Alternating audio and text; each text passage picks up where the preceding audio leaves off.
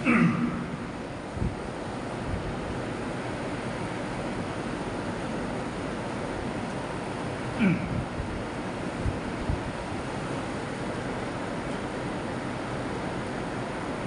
لله الذي خلق الإنسان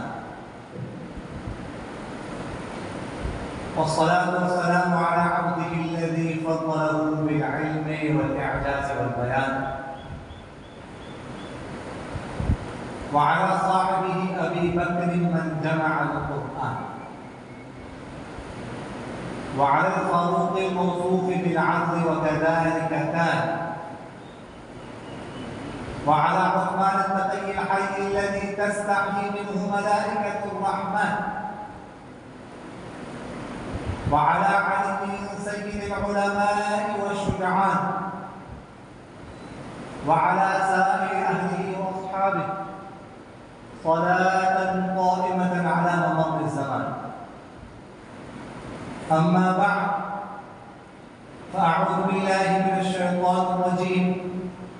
بسم الله الرحمن الرحيم.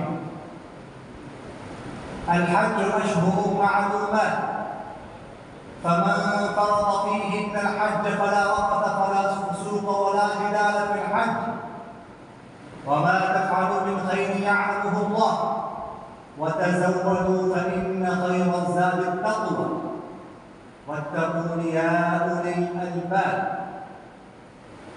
وقال رسول الله صلى الله عليه وسلم من حج فلم يرفث ولم يفسق كان كما ولدته أمه. وقال رسول الله صلى الله عليه وسلم تابعوا بين الحج والعمرة فإنهما ينفيان الفقر والذنوب كما ينفي القير خبز الحديد والذهب والفضة وليس للحجة المبرورة ثواب إلا الجنة أو كما قال عليه الصلاة والسلام صدق الله مولانا العظيم وصدق رسوله النبي الكريم ونحن على ذلك من الشاهدين والشاكرين والحمد لله رب العالمين.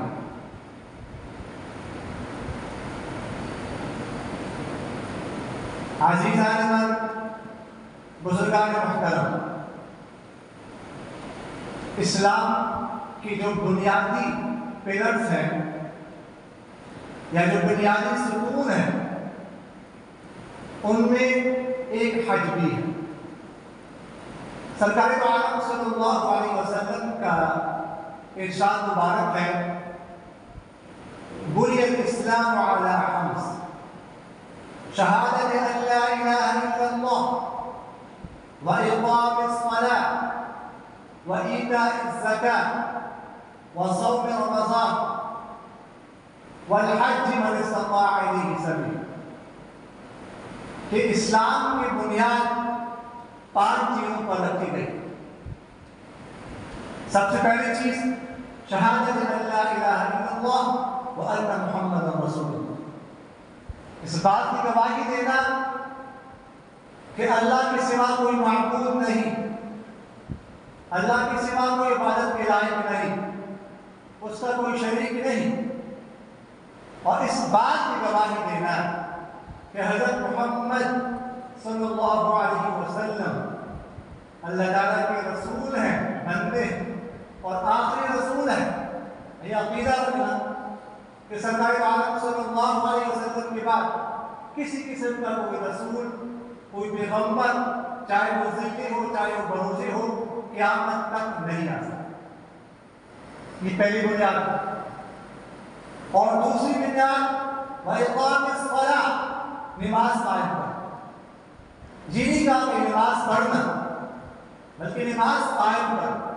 یہ نماز پڑھنے اور قائم کرنے میں علماء فرماتے ہیں فرق ہے کہ قائم کرنے کا مطلب یہ ہوتا ہے کہ نماز کے جو فرائض ہیں، جو واجبات ہیں، جو سنتیں ہیں اور جو مستحبات ہیں، ان سب کو کی رعایت کر کے نماز پڑھنا، اس کو نماز قائم کرنا ہے. اور تیسری بنیاد وہ ایتاء الزکات، زکات ادا کرنا.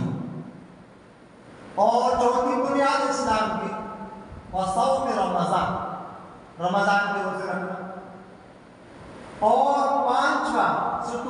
بنیادی ہے، وہ ہے حج ادا کرنا۔ لیکن ساتھ یہ بھی فرمایا سرکار دو عالم صلی اللہ علیہ وسلم نے کہ من استطاع الیہ سبیلا،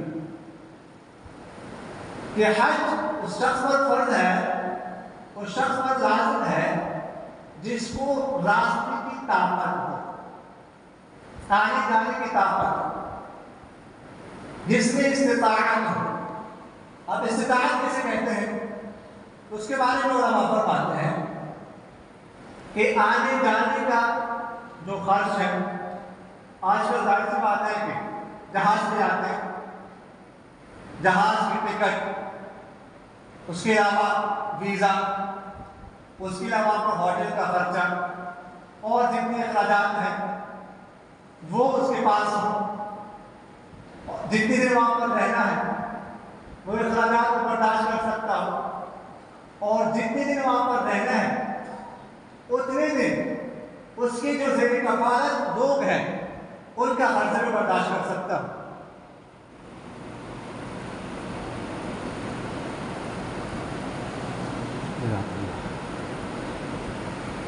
تو ایسے شخص پر حج ادا کرنے پر اب آج تک مثلاً 13 لاکھ یا 14 لاکھ جو پیکج ہے حج کا، اور اس کے علاوہ جتنے دن وہاں پر رہنا ہے، زیر کفالت جو اولاد ہے ان کے اخراجات ہیں، راشن کا خرچہ ہے اور بنیادی تعلیم کی فیس، اخراجات ہیں، وہ سارے اگر کوئی برداشت کر سکتا ہے تو اس شخص پر حج ادا کرنا یہ فرض ہے۔ اور اس سال ادا نہیں کرتا، بعد میں ادا کر سکتا ہے، بعد میں ادائیگی کی وجہ سے گنہگار نہیں ہوگا، ادائیگی کہلائے۔ لیکن یہ بات ہے رکھیے گا کہ زندگی اور موت کا کچھ پتہ نہیں چلتا، کسی بھی وقت بلاوا آ سکتا ہے۔ ہمیں سوچتے ہیں کہ ٹھیک ہے کر لیں گے، اگلے سال کر لیں گے، اسے اگلے سال کر لیں گے، ہم نے انکار تو نہیں کیا، ہم کر لیں گے، چلو پیسے جمع ہو گئے ہیں تو یہ کہیں انویسٹ کر لیتے ہیں، کہیں پر انویسٹمنٹ کر لیتے ہیں، اس کے بعد اگلے سال کر لیں گے، اس کے بعد اگلے سال کر لیں گے، اگلے سال کرتے کرتے کچھ پتہ نہیں چلتا، کسی بھی وقت موت آ سکتی ہے۔ اور ہم یہ سوچتے ہیں کہ اللہ کے قوم کہیں گے کہ ہمارا تو ارادہ تھا، ہمیں تو کرنا تھا لیکن موت آ گئی، 5 سال بعد 10 سال بعد دیکھیے گا، اللہ میاں کو تو ہم دھوکہ نہیں دے سکتے۔ جب حج فرض ہو گیا تو فوراً ادا کیجیے، یہ بھی انویسٹمنٹ ہے۔ اگر کہیں اور آپ نے انویسٹمنٹ کرنی ہے نا تو یہ بھی آپ کا انویسٹمنٹ ہے۔ تو اس لیے بغیر کسی عذر کے حج میں تاخیر نہیں کرنی چاہیے۔ اور اگر کوئی خاتون ہے تو اس کے یہ بھی شرط ہے کہ اس کے ساتھ محرم ہو، وہ محرم کا خرچہ برداشت کر سکتی ہو۔ مثلا 13 لاکھ 14 لاکھ 15 لاکھ آج کل پیکج ہے، تو اس کے پاس 30 لاکھ موجود، اپنا خرچہ بھی برداشت کر سکتی ہو اور جس محرم کو ساتھ میں جانا ہے اس کا خرچہ بھی برداشت کر سکتی ہو۔ محرم سے بڑا مثلا شوہر ہے، بیٹا ہے، بھائی ہے، چچا ہے، ماموں ہے، سسر ہے، یہ سارے محارم ہیں۔ تو ان میں سے کسی ایک کو لے جانے کے جو اخراجات ہے وہ بھی برداشت کر سکتی ہو، تب جا کے اس پر حج فرض ہوتا ہے، وگرنہ نہیں۔ اور جیسے میں نے آپ سے عرض کیا کہ جب حج فرض ہو جائے تو فوراً اس کو ادا کرنا چاہیے۔ حج کی ادائیگی کے حوالے سے جب ہم حج ادا کر رہے ہوتے ہیں اس حوالے سے تو اس کے اپنے احکام ہیں، ظاہر ہے کہ وہ ان کو سیکھنا جو شخص جا رہا ہو یہ ضروری ہے، کیونکہ بعض احکام ایسے ہیں اگر ان کے خلاف ورزی پائی جائے تو بعض اوقات دم دینا پڑتا ہے، دم میں بعض اوقات تو بکرے یا بکری ہے لیکن بعض اوقات بدنہ بھی دینا پڑتا ہے، یعنی گائے اور بھینس کی قیمت ادا کرنی پڑتی ہے۔ تو اس لیے جو حج کی جنایات ہیں اس کے بارے میں جاننا انتہائی ضروری ہے کہ کس غلطی کی وجہ سے کون سا صدقہ واجب ہوتا ہے، دم واجب ہوتا ہے، بکرا واجب ہوتا ہے یا بدنہ گائے واجب ہوتی ہے، یہ سیکھنا ضروری ہے۔ حضور اقدس صلی اللہ علیہ وسلم کا ارشاد مبارک کہ جب کوئی شخص احرام باندھتا ہے، احرام باندھنے کے بعد یہ ذہن میں رکھیے گا کہ سب سے افضل جو کام ہے وہ تلبیہ کہنا ہے، لبیک اللہم لبیک لبیک لا شریک لک لبیک ان الحمد والنعمت لک والملک لا شریک لک، یہ سب سے افضل کام ہے۔ لیکن یہ بھی ذہن رکھیے گا کہ یہ تب تک پڑھے جب تک ہم نے طواف شروع نہ کیا۔ جب آپ طواف شروع کرنے لگ جائیں، استلام کریں حجر اسود کا، اس کے بعد پھر ہم نے تلبیہ بند کر دیں، اس کے بعد تلبیہ نہیں پڑھنا۔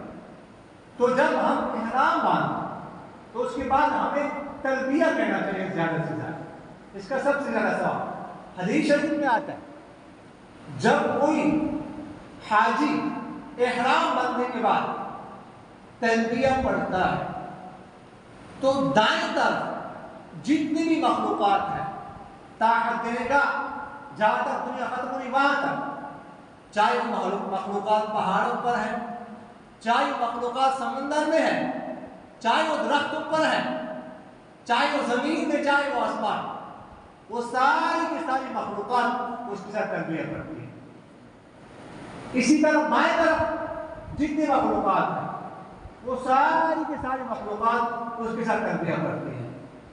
یعنی حاجی جب تلبیہ پڑھ رہا ہوتا ہے تو یہ اکیلا تلبیہ نہیں پڑھتا، دنیا کی ساری مخلوقات اس کے ساتھ تلبیہ پڑھتی ہیں، یہ اس کا اعزاز ہے، وہ اکیلا نہیں ہوتا۔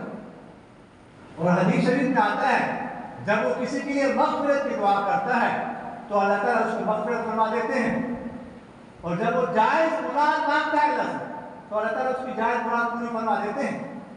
اور 400 افراد کے بارے میں راوی کو شک ہے کہ گھر کا لفظ استعمال کیا یا خاندان کا لفظ آپ صلی اللہ علیہ وسلم نے استعمال کیا، کہ اس کے گھر کے یا خاندان کے 400 افراد کے بارے میں اس کی صفات اللہ تعالیٰ قبول فرماتے ہیں۔ اس کے بارے میں سفارش کرتے ہیں کہ اللہ فلاں کی مغفرت فرما، فلاں کی مغفرت فرما، فلاں کی مغفرت کیجیے، فلاں کو معاف کیجیے، تو اللہ تعالیٰ اس کی سفارش قبول فرماتے ہیں، یہ اس کا اعزاز ہے۔ اور ایک حدیث شریف میں آتا ہے کہ جب حاجی احرام باندھنے کے بعد طواف شروع کرنے لگتا ہے، حجر اسود کا استلام کرتا ہے، اس کے بعد بسم اللہ اللہ اکبر اشہد ان لا الہ الا اللہ وحدہ لا شریک لہ واشہد ان محمدا عبدہ ورسولہ، یہ کلمات پڑھتا ہے اور طواف شروع کر دیتا ہے۔ استلام کر کے حجر اسود کا استلام کا طریقہ تو آپ جانتے ہیں، اگر تو بالکل انسان کوئی حجر اسود کے پاس تو صحت کا بوسہ لیا جائے، لیکن وہ تو آج کل تقریباً ناممکن ہے، اس لیے دور سے اس طرح اللہ اکبر یہ کہہ کے استلام کیا جائے اور اپنے ہاتھوں کو چوما جائے، لیکن آواز کے بغیر، یہ آواز نہ ہے، آواز کے بغیر یہ استلام کرتا ہے، اس کے بعد طواف شروع کر دیتا ہے۔ تو ہر قدم کے بدلے میں اللہ تعالیٰ اس کے لیے 70,000 نیکیاں لکھتے تھے، اور اس کے خاندان کے 70 بندوں کی اس کی سفارش قبول کرتے ہیں 70 بندوں کے بارے میں، اور 70,000 گناہ اس کے معاف فرماتے ہیں، اور 70,000 اس کے درجات بلند فرماتے ہیں۔ اور اس کے بعد جب وہ 7 چکر مکمل کر کے مقام ابراہیم کے پاس آتا ہے، وہاں پر 2 رکعت نفل پڑھتا ہے، طواف کے 2 رکعت نفل ہوتے ہیں، بہتر ہے مقام ابراہیم کے پاس، لیکن مقام ابراہیم کے پاس اگر آج کل آپ پڑھیں گے تو چونکہ ہر وقت لوگ طواف کر رہے ہوتے ہیں تو آپ بھی حرج میں مبتلا ہوں گے اور لوگ بھی، اس لیے سائڈ میں کہیں اور پڑھے۔ تو فرماتے جب 2 رکعت نفل پڑھتا ہے تو اللہ تعالیٰ اس کو 4 غلام آزاد کرنے کا ثواب دے دیتے ہیں۔ 4 غلام اور وہ بھی حضرت اسماعیل علیہ السلام کی نسل میں سے. اسماعیل علیہ السلام کی جو نسل کے لوگ ہیں وہ خالص عربی ہے، اور جو خالص عربی ہوتا ہے نا وہ غلام نہیں بن سکتا. حضور اکرم صلی اللہ علیہ وسلم بھی انہیں کے اولاد میں سے آئے ہیں. ان کے لیے یہ کہ اسلام قبول کر یا پھر تلوار جنگ ہے. تو لیکن اس شخص کے لیے اسماعیل علیہ السلام کے اولاد جو خالص عرب ہوتے ہیں وہ اس نے 4 غلام آزاد کیے. اور غلام آزاد کرنے کا ثواب کیا ہے؟ حضور اکرم صلی اللہ علیہ وسلم ایک حدیث میں ارشاد فرماتے ہیں کہ غلام آزاد جب کوئی کرتا ہے انسان تو اس کی ایک عضو کے بدلے میں اللہ تعالیٰ اس کے ایک عضو کو جنت سے چھٹکارا عطا فرماتے ہیں. مثلاً اس نے غلام آزاد کیا تو اس کے غلام کی کانوں کے بدلے میں اس کی کان جو آزاد کرنے والا جہنم سے بھرے ہو جاتے ہیں. اس کی آنکھوں کے بدلے میں اس کی آنکھیں جہنم سے آزاد ہو جاتی ہیں. اس کی ناک کے بدلے میں اس کی ناک، اس کی منہ زبان کے بدلے میں اس کی زبان، اس کے ہاتھوں کے بدلے میں اس کے ہاتھ، اس کے پاؤں کے بدلے میں اس کے پاؤں، اس کے گھٹنوں کے بدلے میں اس کے گھٹنے. اس طرح ہر عضو جو ہے اللہ تعالیٰ اس کا جہنم سے آزاد فرما دیتے ہیں. اس لیے جب اب تو خیر آج کل تو ویسے غلام باندھی کو دور نہیں، اس زمانے میں فقہاء فرماتے تھے کہ مرد کو چاہیے کہ وہ غلام آزاد کرے اور عورت کو چاہیے وہ باندھ کے آزاد کرے. اس لیے کہ اگر کوئی شخص غلام آزاد کرے گا تو غلام کی شرمگاہ کے بدلے میں اس کی شرمگاہ جو آزاد کرنے والا مرد ہے اللہ تعالیٰ آزاد فرمائے. اور اگر کوئی عورت آزاد کرتی ہے باندھی تو اس کی شرمگاہ کے بارے میں اس کی شرمگاہ جو ہے وہ جہنم سے اس کو چھٹکارا پائے گی. تو یہ فضیلت ہے.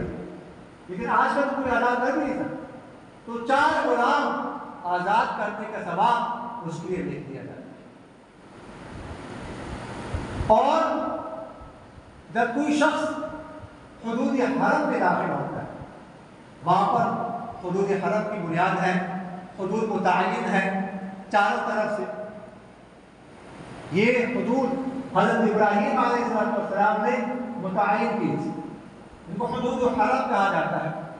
یعنی یہاں پر ایسے بعض کام ایسے ہوتے ہیں جو جائز ہوتے ہیں لیکن آپ حدود حرم میں نہیں کر سکتے. مثلاً شکار کرنا جائز ہے لیکن آپ حدود حرم میں نہیں کر سکتے. اسی طرح درخت وغیرہ کاٹتے ہیں اپنے ملکیت میں، کسی اور کا درخت کاٹنا تو جائز نہیں ہے لیکن آپ حدود حرم میں نہیں کاٹ سکتے، آپ کوئی پودا وغیرہ نہیں کاٹ سکتے. یہ چیزیں محترم، یہ حرم. اس لیے جب کوئی حدود حرم میں داخل ہو جائے تو سب سے پہلے تو اس کو یہ چاہیے کہ اللہ کا شکر ادا کرے، اللہ کا شکر ادا کرنا چاہیے کہ اللہ آپ نے مجھے یہاں پہنچا دیا. میں نے ساری جمع پونجی جو میری تھی، جو میرا سرمایہ تھا، وہ میں نے خرچ کر کے میرے خواہش نے یہاں پر آ دی، آپ نے مجھے پہنچا دیا. ہم دعا کریں کہ اللہ آپ نے جس طرح ان حدود کو، اس جگہ کو محترم فرمایا اور یہاں کی حرمتی کو آپ نے حرام فرمایا، اسی طرح میرے ایک عضو کو جہنم پر حرام کر دیجیے. دعا مانگنا چاہیے. اللہ کا شکر ہے کہ اللہ تعالیٰ نے پہنچا دیا. ایک صاحب مجھے بتانے لگے کہ میرے دوست تھے، حج پر فرض ہو چکا تھا، کئی سال تو وہ غفلت کرتے رہے، کافی سال غفلت کرتے، اگلے سال کر لیں گے، اگلے سال کر لیں گے، اگلے سال کر لیں گے. اس کے بعد انہوں نے ایک دفعہ اپلائی کیا لیکن نام نہیں آیا. کئی سال اپلائی کرتے رہے، کئی سال بعد نام آ گیا. ان کا بھی ان کی اہلیہ کری. تو خیر اس کے بعد جب حج جانے لگے جہاز میں بیٹھے، اب جہاز ابھی رنوے پہ اسٹارٹ ہو گیا، طبیعت خراب ہو گئی. تو طبیعت خراب ہو گئی، وہ جہاز روک لیا، جہاز سے اتار دیا ان کو، لیکن طبیعت زیادہ خراب ہو گئی. تو کچھ دیر تو انہوں نے انتظار کیا، اس کے بعد انہوں نے کہا کہ ہم مزید انتظار نہیں کر سکتے. تو خیر جہاز نے اڑان بھری، تو طبیعت خراب رہی، 2 دن بعد طبیعت خراب رہی. اس کے بعد ادھر ہی فوت ہو گئے. تو یہ وہاں پر پہنچنا اللہ کی توفیق سے ہوتا ہے, یہ اللہ کی مدد سے ہوتا ہے. اس لیے اللہ سے مدد مانگنی چاہیے, دعا مانگنی چاہیے کہ اللہ تعالیٰ ہمیں پہنچا نہیں, مال تو نہیں ہوتا ان کے پاس, مال ان کے پاس بہت تھا. ایک صاحب نے مجھے بتایا کہ ایک صاحب ہے جو کروڑ پتی ہے, ارب پتی ہے, ہر سال وہ ارادہ کرتے ہیں حج پہ جانے کا, لیکن پھر ارادہ کینسل ہو جاتا ہے, پھر کوئی رکاوٹ آ جاتی ہے, کئی سال ہو گئے.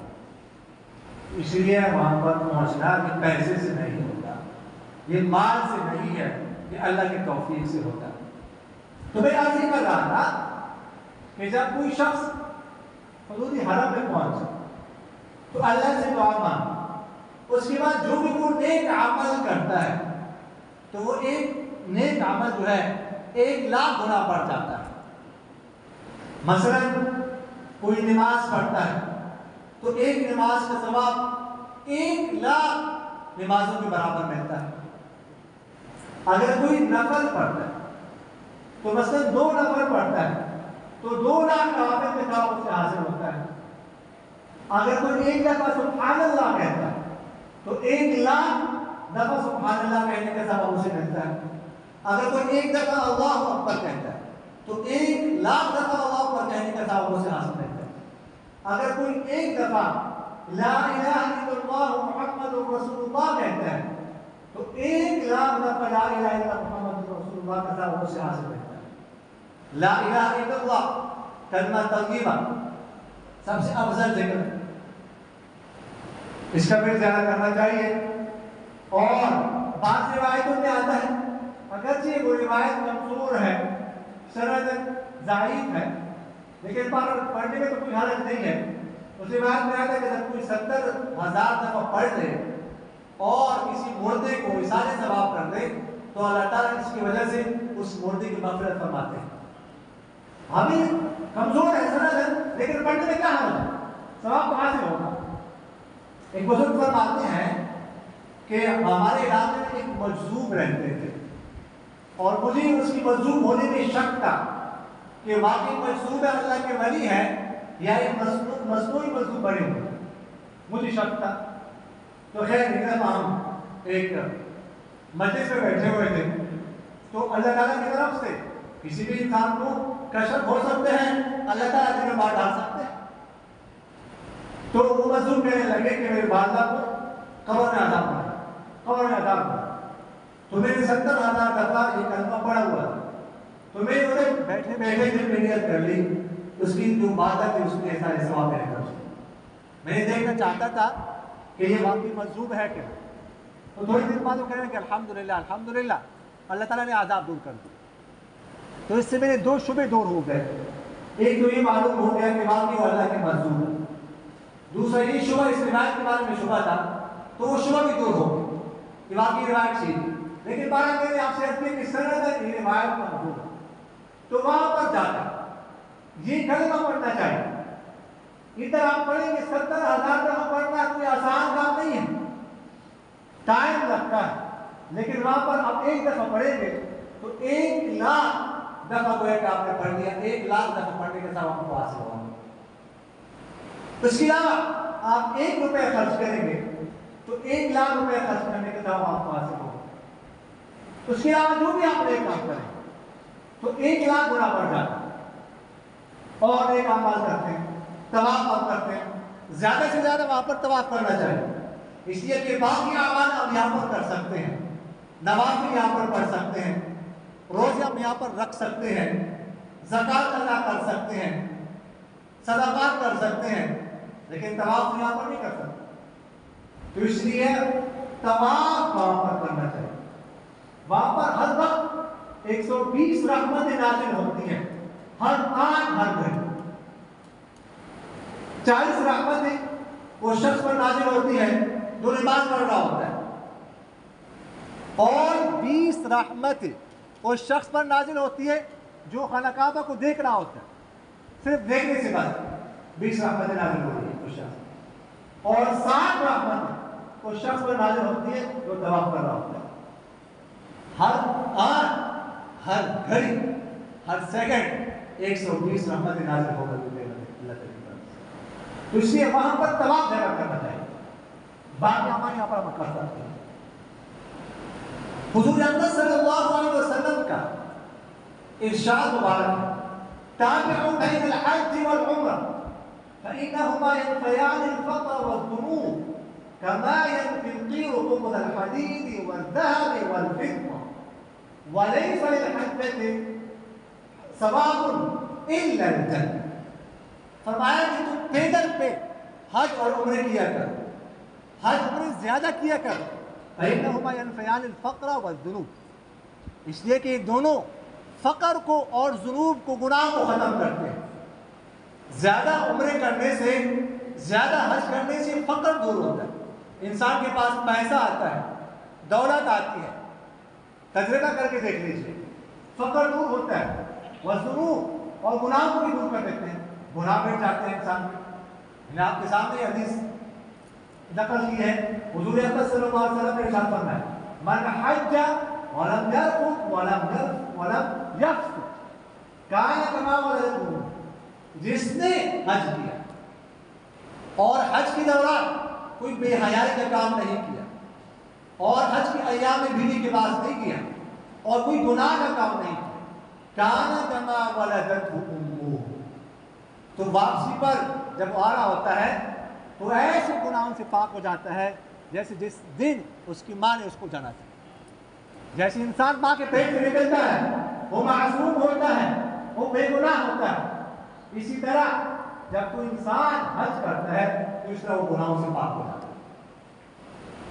تو فرمایا گناہوں کو بھی پاک کرتے ہیں حج اور عمرہ، اور اس طرح فرمایا کہ حج اس طرح گناہوں کو پاک کرتا ہے جیسے کہ بھٹی جو ہے نا وہ زنگ کو صاف کرتی ہے، اور فرمایا وَلَيْسَ لِلْحَجَّةِ الْمَبْرُورَةِ ثَوَابٌ إِلَّا الْجَنَّةِ، کہ حج مبرور کا ثواب جنت کے علاوہ کو کچھ نہیں، حج مبرور کا ثواب صرف اور صرف جنت ہے۔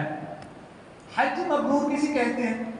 آپ لوگوں نے لفظ سنا ہوگا حج مبرور، حج مبرور، حج مبرور، تو حج مبرور کہتے کسے؟ تو حج مبرور کے لیے کچھ باتیں ہیں، کچھ شرطیں ہیں جو آپ ذہن میں رکھیے۔ حج مبرور کسے کہتے ہیں؟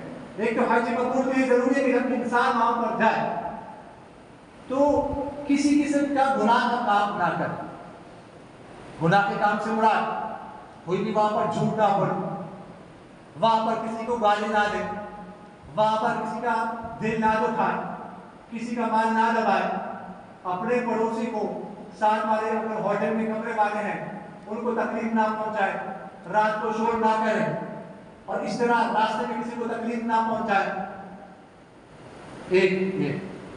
اور اسی طرح حج پر جانے سے پہلے حقوق کی ادائیگی کریں، جو حقوق اللہ ہے وہ بھی ادا کریں، جو حقوق العباد ہے ان کو بھی ادا کریں۔ حقوق اللہ کی ادائیگی کریں، مثلا اگر کسی کے ذمہ نمازیں رہتی ہیں تو وہ نمازوں کی ادائیگی کریں جانے سے پہلے، اور اسی طرح اگر کسی نے زکوٰۃ ادا نہیں کی تو وہ زکوٰۃ ادا کریں۔ اگر کسی کے ذمہ روزے ہیں، خواتین کے ذمہ روزے ہوتے ہیں اور مردوں کے ذمہ بھی ہو سکتے ہیں، تو وہ روزے ادا کریں۔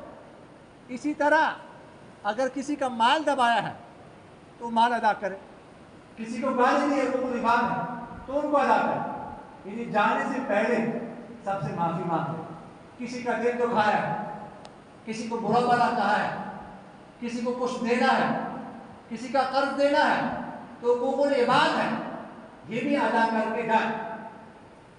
اور اس کے علاوہ حج مبرور کے لیے یہ بھی ضروری ہے کہ حج ادا کرنے سے پہلے جب کسی گناہ میں کوئی مبتلا تھا تو حج کی ادائیگی کے بعد وہ گناہ چھوٹ جانا چاہیے، وہ گناہ نہ کرے۔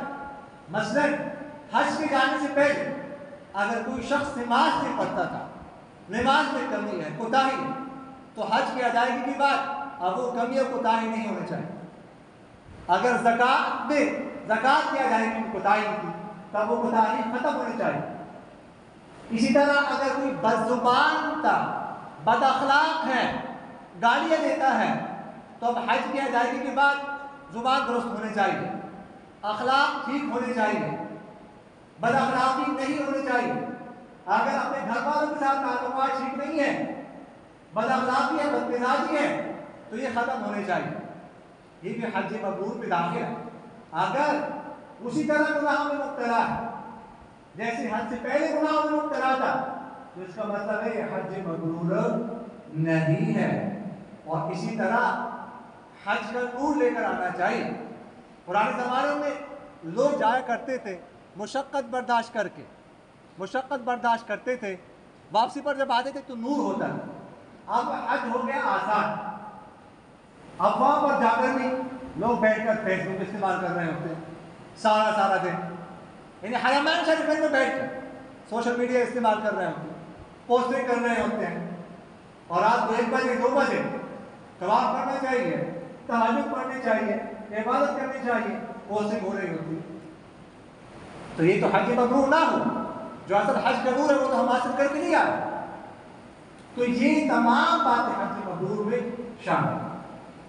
اگر کسی شخص پر حج فرض واجب ہو چکا ہو، اور کس پر حج فرض ہوتا ہے، ہم نے شروع میں اس کی حوالے سے گفتگو عرض کی کہ ایسے شخص پر حج فرض ہوتا ہے. حج فرض ہونے کے بعد آپ اس کو کوئی ایسا عذر لاحق ہے کہ جو حج ادا نہیں کر سکتا جس کی وجہ سے، اور عذر ایسا ہے کہ مستقبل میں بھی ٹھیک ہونے کی امید نہیں ہے، تو اس کے لیے حکم یہ ہے کہ وہ حج بدل کرائے. اپنی زندگی میں کسی سے حج کرائے یا مرنے کے بعد وصیت کر کے جائے. لیکن یہ بھی ذہن میں رکھیے گا کہ مرنے سے پہلے جو وصیت وہ کرے گا تو وصیت بھی اس کی پوری کی جائے گی 1/3 تک. وصیت جو ہوتی ہے نا وہ 1/3 تک پوری کی جاتی ہے. جب کسی شخص کا انتقال ہو جائے تو کچھ حقوق ہیں جن کو حقوق متقدمہ علی النصف کہا جاتا ہے، وہ ادا کیے جاتے ہیں. اس کے بعد وراثت کی تقسیم ہوتی ہے. پہلا حق یہ ہے کہ تجہیز و تدفین کا متوسط خرچہ نکالا جائے گا. البتہ اگر یہ خرچہ عزیز و اقارب میں سے کوئی شخص اپنی خوشی سے برداشت کر لے تو ترکے میں سے وراثت میں سے نہیں نکالا جائے گا. دوسری نمبر پر قرض کی ادائیگی کی جائے گی. اگر اس کی ذمہ کسی کا قرض ہے تو وہ ادا کیا جائے گا. اسی طرح اگر اس نے بیوی کا مہر ادا نہیں کیا تو بیوی کا مہر یہ بھی قرض ہے وہ بھی ادا کیا جائے گا. اس کے بعد تیسری نمبر پر وصیت نافذ کی جائے گی. اور یہ بھی ذہن میں رکھیے گا کہ وصیت جو نافذ کی جاتی ہے یہ بھی باقی ماندہ کی ترکے کا 1/3 کا. باقی ماندہ جو ترکہ ہے اس کی 1/3 کا. یہ ذہن میں اس لیے ایک شخص ہے مثلا اس کا انتقال ہو تو اس کا ترکہ اس کی وراثت 15 لاکھ روپے ہے، لیکن قرض کی ادائیگی کی بات 9 لاکھ رہ گیا، 6 لاکھ قرض تھا.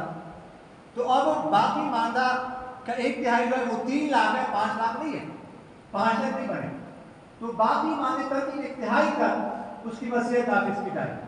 اور وصیت بھی انسان اپنی اولاد کے نہیں کر سکتا، اپنے بیٹے کے لیے نہیں کر سکتا، اپنے بیٹی کے لیے نہیں کر سکتا، اپنے والد کے لیے نہیں کر سکتا، اپنے والد کے لیے نہیں کر سکتا. اس لیے کہ زمین فروز میں سے ہے ان کا حصہ تو متعین ہے، غیر وارث کے لیے کر سکتا ہے.